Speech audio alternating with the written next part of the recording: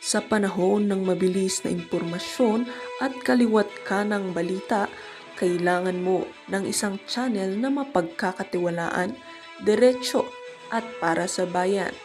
Ito ang Balitang Pambansa, ang iyong bagong tahanan ng mainit na issue, tunay na impormasyon at mga balitang hindi mo dapat palampasin.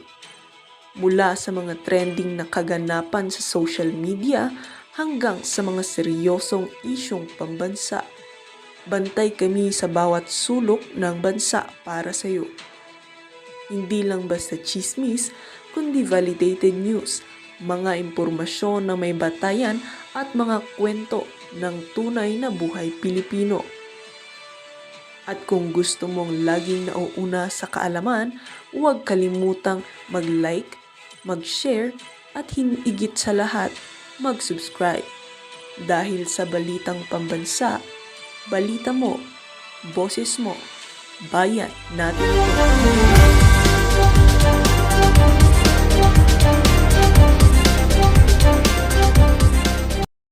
Magiging impluwensya nito sa takbo ng summit.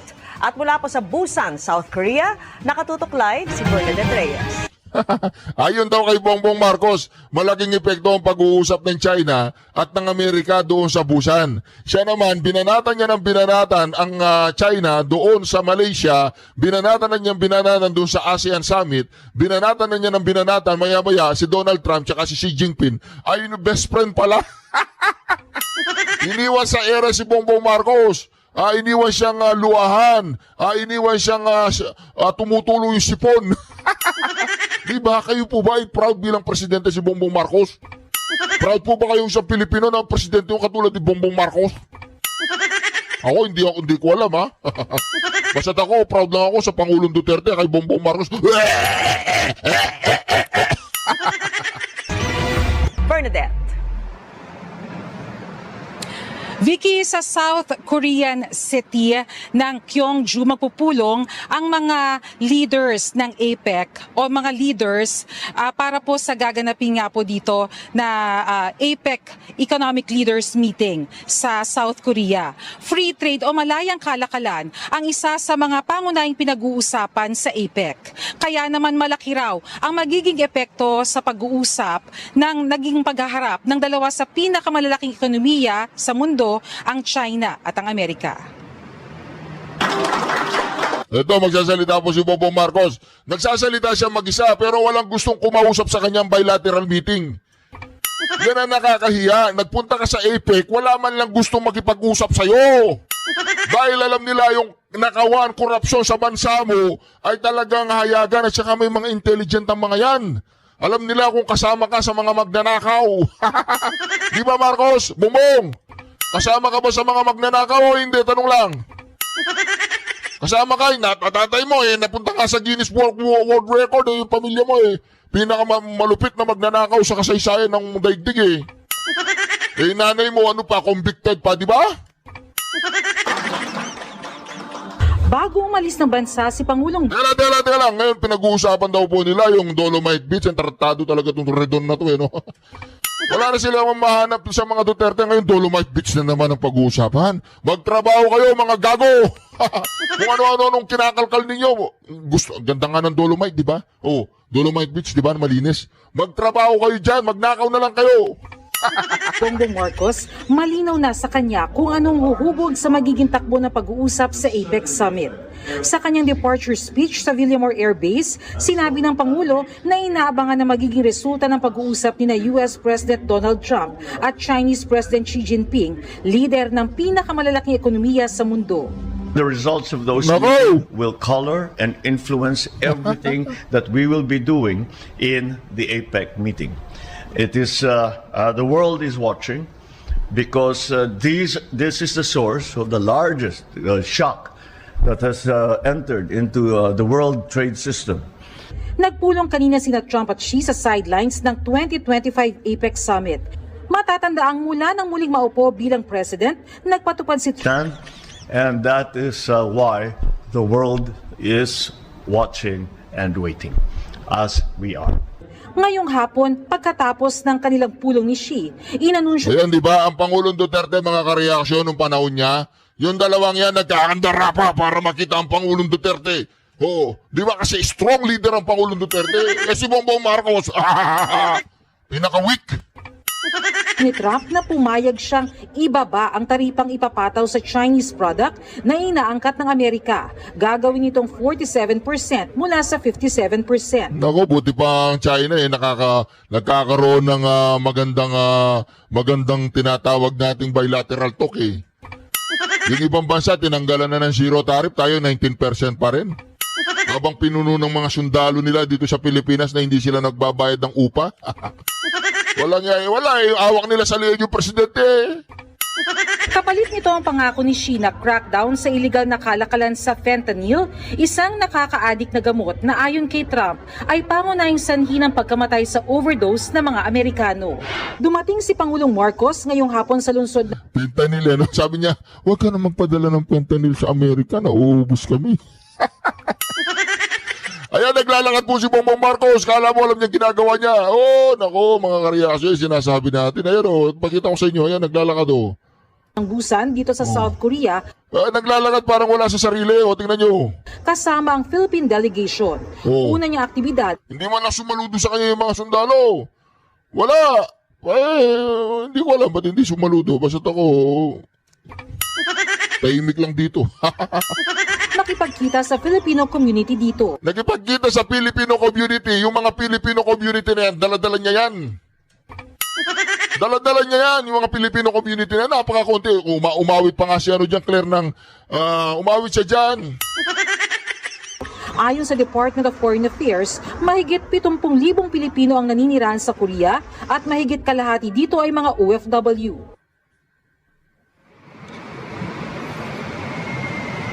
Di ba mga kareaksyon na... Vicky, kasama ng Pangulo sa pagtitipon kaharapang Filipino community si First Lady Lisa Araneta Marcos at ang Philippine delegation. Pero yun lang, Philippine delegation lang yan. Pero yung mga tunay na Pilipino, sige nga po, mag-comment nga po sa comment section yung mga taga-Korea, dito yung mga kareaksyon natin taga-Korea. Kapag nakikita nyo si Bongbong Marcos dyan, kung hindi kayo magdadala ng kamatis na itlog. Ulam, huwag nyong babatuin ulam. habang pinapakilala sila, ganito ang nangyari. Pakinggan po natin. Andito po ang ating Diba? Ay. Ba't ganyan siya? Lagi siya tumatawa no? Magsasalita siya ng konti, tatawa siya. Kinakausap siya ng reporter, hindi nakakatawa, tumatawa siya. Hinahanap niya yung mga flood control, tumatawa siya. Kahit walang nakakatawa, lap trip ka ba bro? Lap trip ka? Bibiam, lap trip ka ba? Sobra naman yung introduction mo, Chris. Ba't kami, wala kaming ganyan nung in-introduce kami?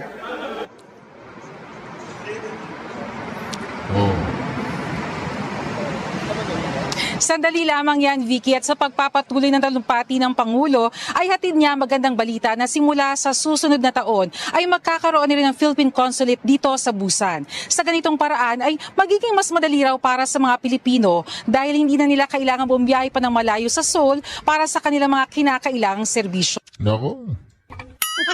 Ako hindi ako naniniwalang mga Filipino community yan Naniwala ako, dala-dala niya yung mga delegado niya yan Tingnan natin, lalabas siya sa mga tunay na mga Filipino community sa abroad kung anong mangyayari dyan. Corroborative yung statement nila sa bawat isa. Ito kasing si Gutesa mga ka-reaction, malaking usap-usapin ito si Gutesa. Dahil bakit po mga ka-reaction? Siya yung nagturo sa nagnanakaw ng kalabaw. Sabi nga ni Senator Marcoleta, yung nagturo sa nagnanakaw ng kalabaw, yun ang pinag-initan. Di pa paano, yung... Diba, nagtugmay sinabi ni Gutesa sa sinabi ni Alcantara.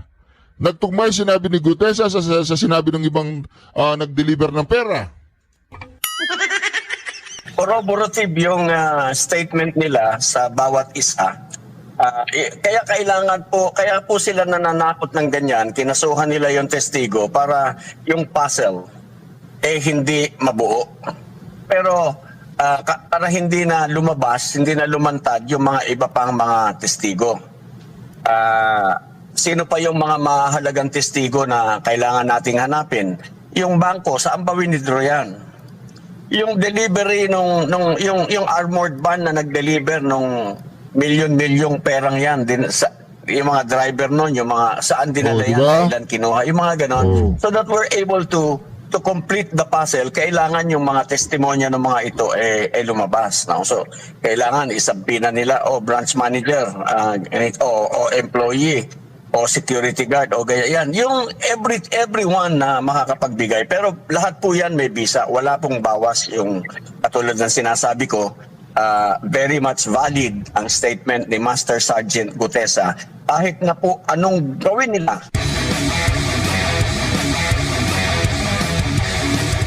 Good morning, nalilito Admar. siguro yung ating mga kababayan sa falsification at saka sa perjury. Maaari niyo po bang muli maipaliwanag ang kaibahan po nito? Kasi yun nga, nababanggit na ipaliwanag niyo po kanina na ang na-falsify lang is yung pirma. And at the same time, hindi naman nagsasabi na mali-mali yung mismong kanyang sinumpang salaysay na kanyang binanggit naman. Isinapubliko naman niya ito at kanyang dinipensa nung siya po ay humarap dyan sa Senado, attorney. Kasi kung halimbawa sasabihin nila na it is a forgery. No? Ibig sabihin hindi pirma ng notaryo yung nakapirma doon sa dokumento. And therefore, forge yung pirma, hindi sa kanya. Ang sinasabi ng batas, kung sasabihin mong yan ay forgery, hindi uubrang mga presumptions ang gagamitin mo na yan falsified document dahil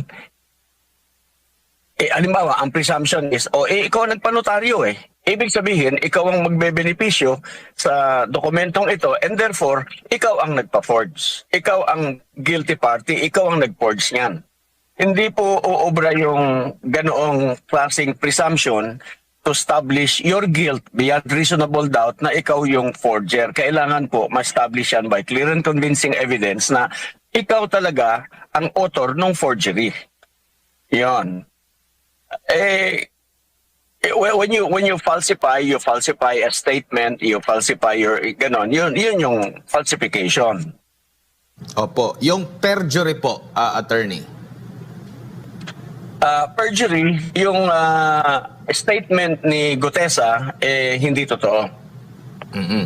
Meron siya sa salaysay niya na isang paragraph, dalawang paragraph doon na hindi katotohanan. So, or the whole thing is not true, then that is perjury. Ngayon, pag itong perjured document na ito ay pinresenta sa korte at nag-testify ka na yun yung testimony mo, yun naman yung false testimony. You testify falsely in a court of law. Opo. Pero bakit kaya ito na-highlights, attorney? Sabi pa nga ng mga netizen, mas nauna pang nakasuhan, na-convict sa isang kasalanan. Ito pong isang individual na nagte-testimony lang naman at dinipensahan. Bakit kaya ito na-highlights ngayon? Because gusto nilang, number one, sabi ko nga kanina, number one, it serves as a warning sa kahit kanino. Kung gusto ninyong gayahin si Gutesa, ganito ang aabuti ninyo. Yan. Para ma-discourage na yung mga gustong tumulong. Kasi, maliban doon sa mga nag-deliver, may driver pa yan di ba? Yung bumili ng mga maleta, yung maraming pwedeng tumulong sa diyan sa statement ni Gutesa. So kung meron pang halimbawa, kailangan may mag-corroborate sa statement ni Gutesa, kung sino man yung mag-corroborate na yon, it serves as a warning, makakasuhan ka. Gusto mo makialam dito, kakasuhan ka namin, makukulong ka pa. So, hindi po maganda yung nangyayari na tama po yun Kung sino pa yung testigo na gustong tumulong na malaman ng katotohanan, siya pa yung naunang nakasuhan. At yung mga guilty, negligence lang ang magiging kaso at pwede pong maging state witness. Alam po ninyo, pinagloloko na tayo ng ating mga senador, na mga congressman na ating hinalal na para tumulong at magdiluklok natin sa pwesto para tulungan tayo para baguhin ang buhay ng mga Pilipino. Sila na po ang naglulugmok sa atin. Sila na mismo yung nangwawalang hiya sa atin. Hindi na po nahihiya yung mga tinamaan na magaling na yan eh. Opo, kumbaga hinanapan lang talaga ng butas, pero ang hindi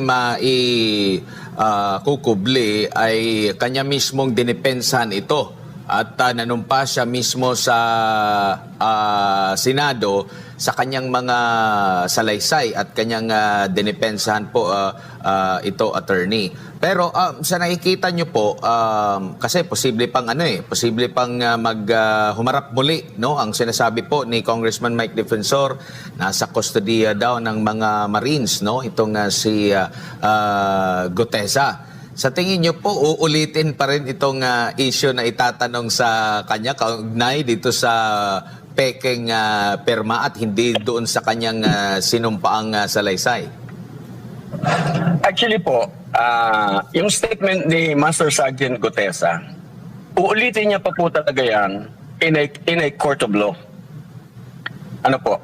For example, nagkaroon na ng kaso sa ombudsman sa Sandigan Bayan, ipipresent po talaga ulit si Master Sergeant Gutesa because doon po talaga yung salaysay na yan eh.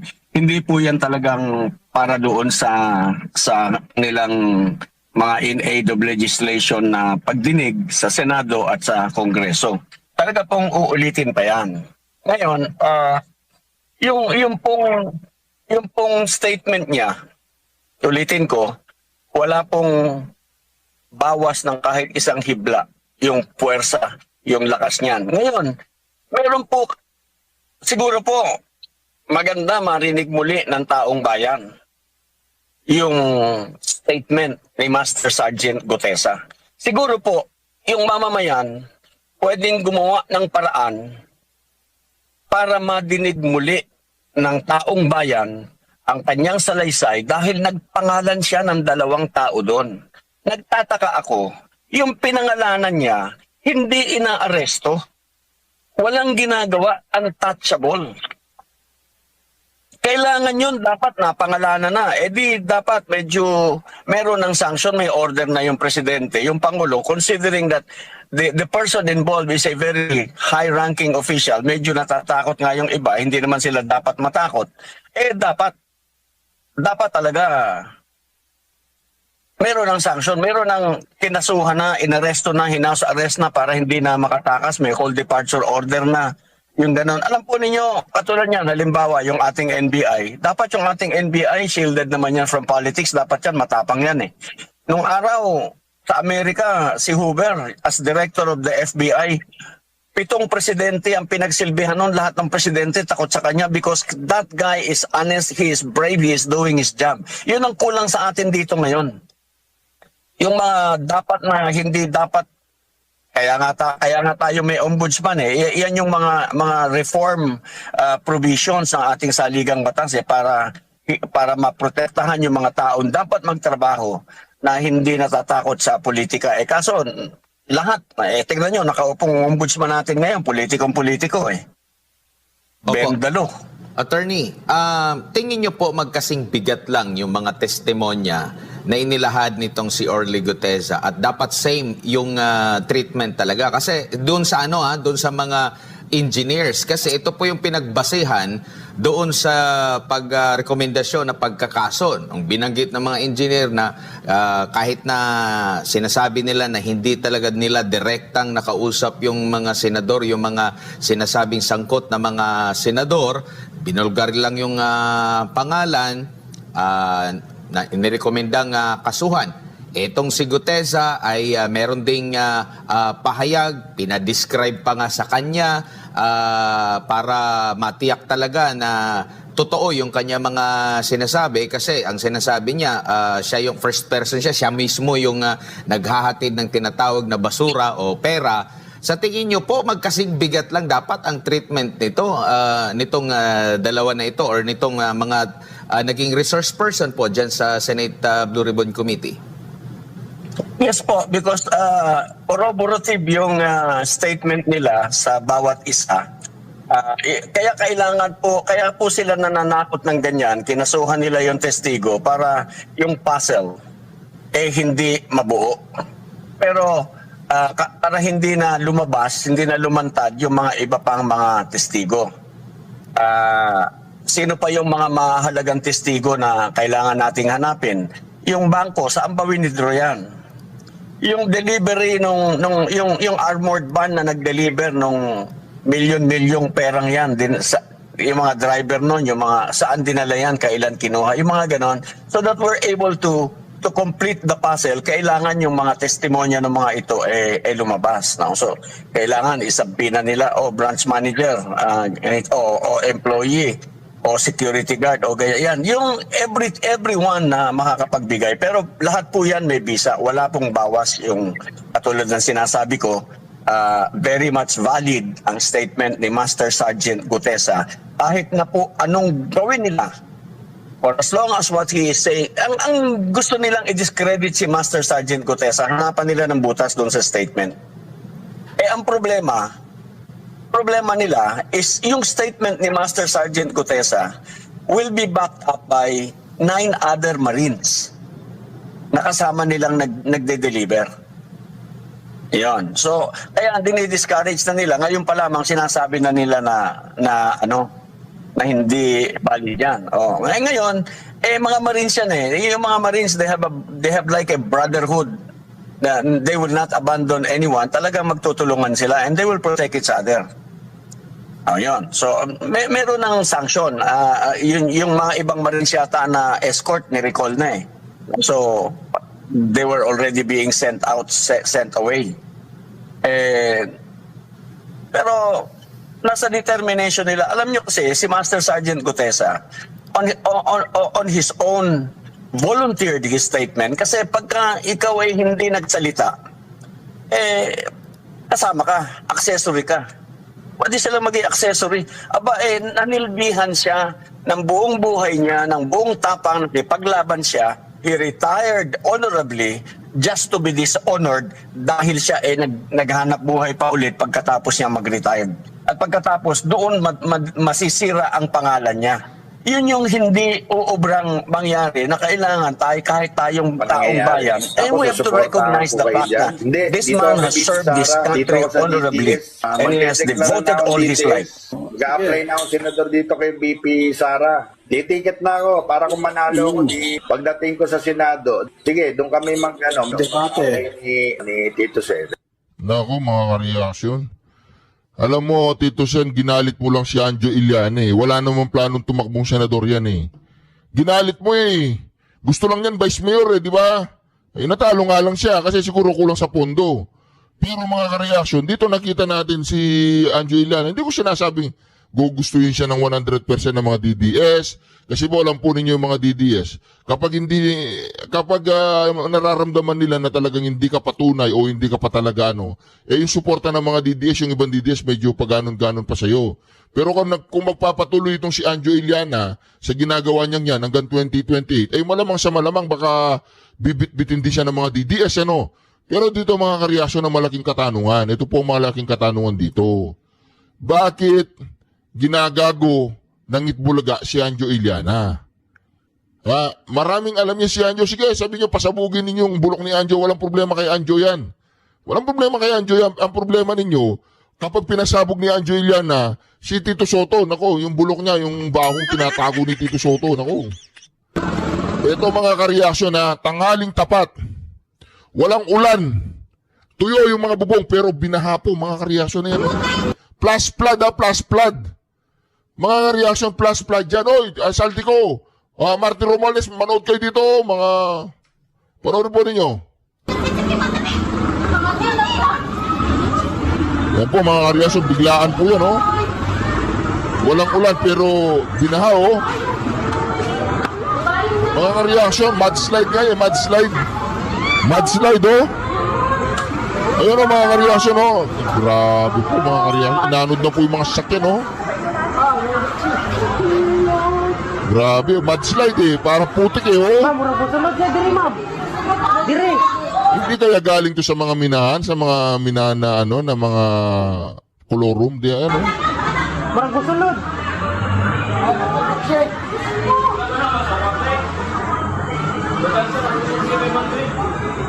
Walang ulan dyan mga kareaksyon Grabe po mga kareaksyon, no? Mga punyetang mga congressman na nagnakaw ng flood control fan. Bongbong Marcos, nakita mo yun? Di ba? Kasi napakagara mo, Bongbong Marcos, nung kampanya nung 2025. Napakalupit ng stage ninyo. Hindi ko alam kung magkano sinuporta mo kay Pampilo Lacson tsaka kay Tito Soto. Binigyan mo ba sila ng milyon-milyon or bilyon-bilyong pera? Tanong lang. Di ba? Dapat siguro mga punyetang magnanakaw,